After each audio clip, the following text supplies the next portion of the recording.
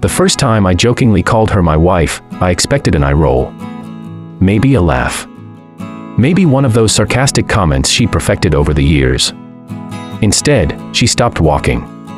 The grocery bag slipped slightly in her hands. Her cheeks turned pink. Then she looked at me with eyes that suddenly seemed too honest to hide behind humor. "I've loved you for 3 years," she whispered. Everything around us disappeared. The noise of shopping carts. The chatter of people crossing the parking lot. Even the wind seemed to stop. Because those 6 words changed everything I thought I knew about friendship. Love, and the quiet sacrifices people make without expecting anything in return. I wish I could tell you I answered immediately. I didn't.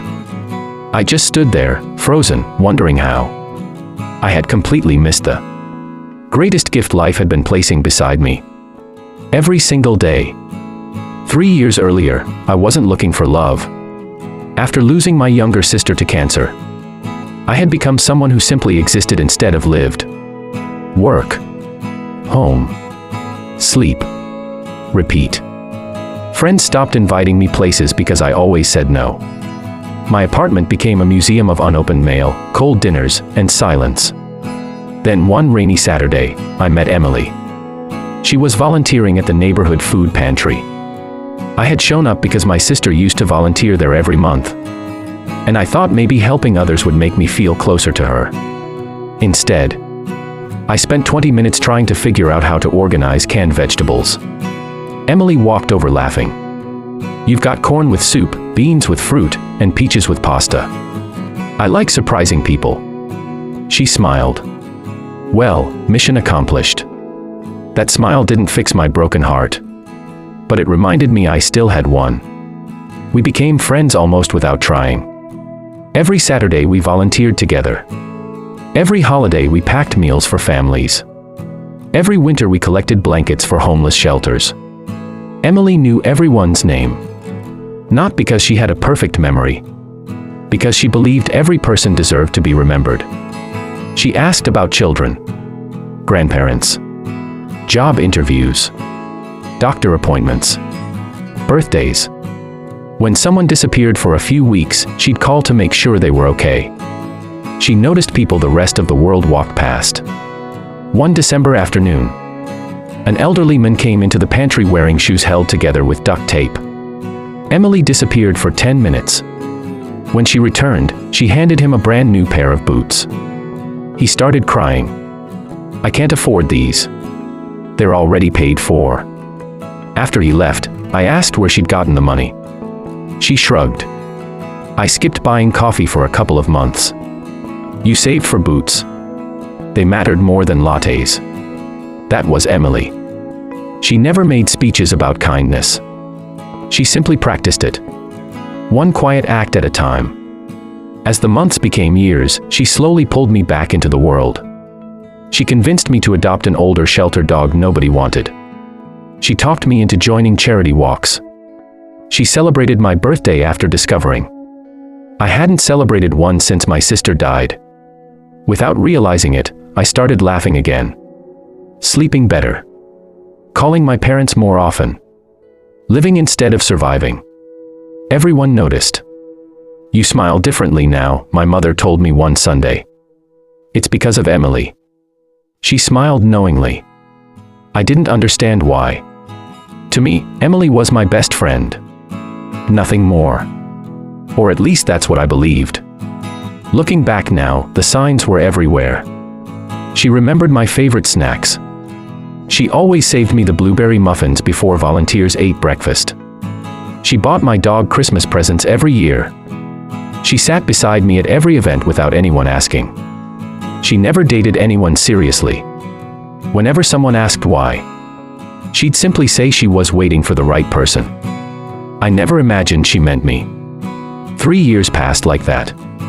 Comfortable. Easy. Safe. Then my father had a stroke. Everything happened so fast. Hospital visits. Insurance paperwork. Fear. Exhaustion. I barely slept for 2 weeks. Emily never once asked if I needed help. She just helped. She walked my dog. cooked meals, drove my mother to appointments, sat with my father so I could shower. She somehow knew exactly what was needed before anyone asked. One night I found her asleep in an uncomfortable hospital chair. She had spent 6 hours there while I went home to rest. I covered her with my jacket. She woke up. "You should have gone home." "So should you." She smiled. "I promised your mom someone would stay." I stared at her. "Why do you always do so much for everyone?" She looked surprised by the question. "Because someday I'll need kindness too. You never ask for anything." "I don't have to." That answer stayed with me. Eventually my father recovered. Life returned to normal. Or so I thought. One Saturday after volunteering, we stopped at the grocery store to buy supplies for Sunday dinner at my parents' house. Emily was comparing pasta sauces with the seriousness of a scientist. I laughed. "We argue like an old married couple." She grinned. "Do we?" "Yeah." I grabbed the shopping cart. "Come on, wife." The words slipped out naturally. Completely harmless. At least I thought it was. She stopped walking. Blushed. Then quietly confessed she'd loved me for 3 years. The world tilted. "You, what?" "I know." She looked embarrassed. "You don't have to say anything. You've loved me." She nodded. "Since the food pantry." "Why didn't you tell me?" "Because you were grieving." I stared. "You needed a friend more than you needed someone asking you to love them." My chest tightened. "So you just waited." "I wanted you to heal."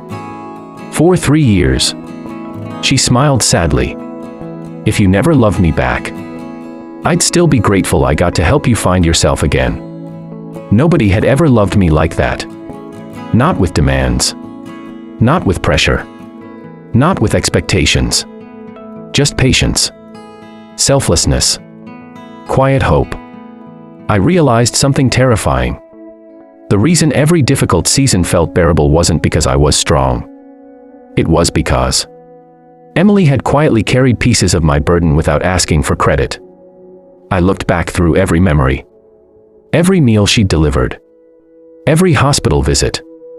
Every encouraging text. Every birthday. Every act of kindness. They weren't attempts to impress me.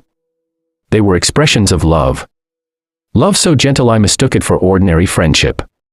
Tears blurred my vision. "I'm an idiot." She laughed softly. "No. I never saw it.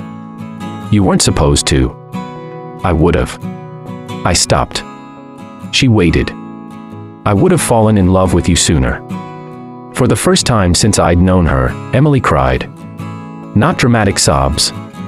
Just quiet tears she'd apparently been holding for years. "I didn't need you to love me quickly," she whispered. "I just hoped someday you'd see me." I stepped closer. "I see you now." I took the grocery bag from her hands. Then I held her. Really held her. Like someone who finally understood what had been standing in front of him all along. People walked around us without paying attention. To them, we were just another couple hugging in a parking lot. To me, it felt like my entire future had just arrived. A year later, we stood in the same food pantry where we'd first met. Only this time our families surrounded us. The director asked everyone to gather before volunteer hours began. "I have one announcement," she said. She handed me a microphone. My hands shook. I turned toward Emily. "You spent 3 years loving me without asking for anything in return." She smiled through tears. "You taught me that real love isn't loud. It shows up.